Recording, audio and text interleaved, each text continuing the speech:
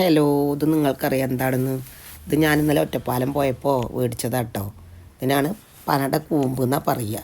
പക്ഷേ ഞങ്ങൾ കുട്ടിക്കാലത്തൊക്കെ ഞങ്ങളുടെ വീട്ടിലേ ഞങ്ങളെ വളപ്പിൽ പന ഉണ്ടായിരുന്നു. അന്ന് പനമ്പട്ടേനെ കൊണ്ടാണ് ഈ വറവും വരൊക്കെ മേയ്യേ. അപ്പോൾ അതിൽ ഇളനീരുണ്ടാവും. ആ ഇളനീര് നമ്മൾ റോഡ് സൈഡിൽ വെക്കില്ല, അതാണ് ഇളനീര്, പനയുടെ ഇളനീര്. എന്നിട്ട് അത് നമ്മൾ നൊങ്കായിട്ട് നമ്മൾ ഉപയോഗിക്കൂലേ, നൊങ്ക് ജ്യൂസൊക്കെ അടിച്ച് കുടിക്കൂലേ.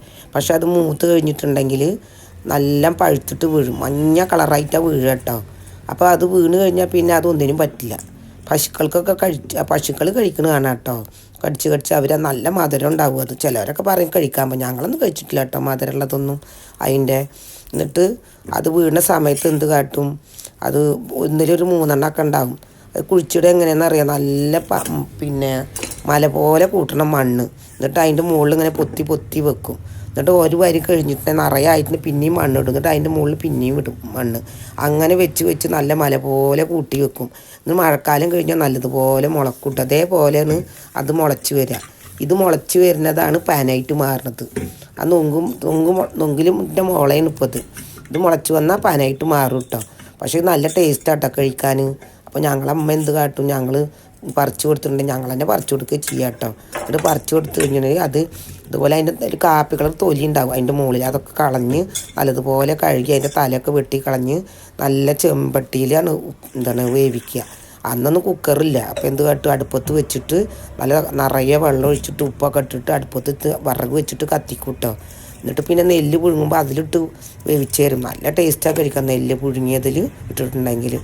ഇപ്പോൾ ഞാനിപ്പോൾ അത് കുക്കറിലാട്ടോ അടുപ്പത്ത് വെക്കണത്. എന്നിട്ട് ഇതുപോലെ നല്ലപോലെ കഴുകി ഉപ്പൊക്കെ ഇട്ടിട്ട് അടുപ്പത്ത് വെക്കുക കേട്ടോ.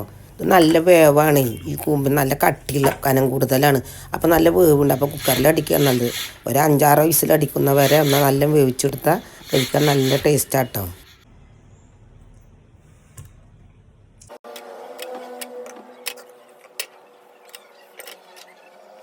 ഇതിൻ്റെ തൊലി എങ്ങനെ കളയാന്ന് പറയാം, അതിൻ്റെ നടുവ് കൂടെ ഇങ്ങനെ ചീന്തിയെടുക്കും. അപ്പോൾ അതിൻ്റെ ഇതാണിത്. എന്നിട്ട് അങ്ങനെ പൊട്ടിക്കുകയും ചെയ്യുക. എന്നിട്ട് പൊട്ടിച്ചിട്ട് അതിൻ്റെ നാരുകൾ ഇങ്ങനെ എടുത്ത് കളയണം. അതിൻ്റെ നാരല്ല തൊലി, അതിങ്ങനെ എടുത്ത് കളഞ്ഞിട്ട് കഷ്ണമായിട്ട് എന്നിട്ട് ഒരു പാത്രത്തിലിടുക. ഇതേപോലെ ചെറിയ കഷ്ണങ്ങളായിട്ടാണ് ഇത് ഉപയോഗിക്കുക. നല്ല ടേസ്റ്റാട്ടോ കഴിക്കാനും. ഈ പനക്കൂമ്പ് കഴിക്കുമ്പോഴേ കുറച്ച് നാളികേരവും പിന്നെ കുറച്ച് ശർക്കരയും പിന്നെ പനക്കൂമ്പും അതും കൂടി കൂട്ടി കഴിച്ചാണ്. ശർക്കരയും നാളികേരവും പിന്നെ കഷ്ണാക്കിയിട്ട് മറ്റേ കൂമ്പിൻ്റെ കഷ്ണം കൂടി ഇട്ട് കഴിച്ചാണ് നല്ല ടേസ്റ്റാട്ടോ. അപ്പോൾ ഞാനെന്ത് ചെയ്ത് കുറച്ച് നാളികേരവും ശർക്കരയൊക്കെ എടുത്തിട്ട് കുറച്ച് ഇതൊക്കെ വെട്ടിയിട്ട് ഞാൻ കുട്ടികൾക്ക് ഉണ്ടാക്കി കൊടുത്തിട്ടോ.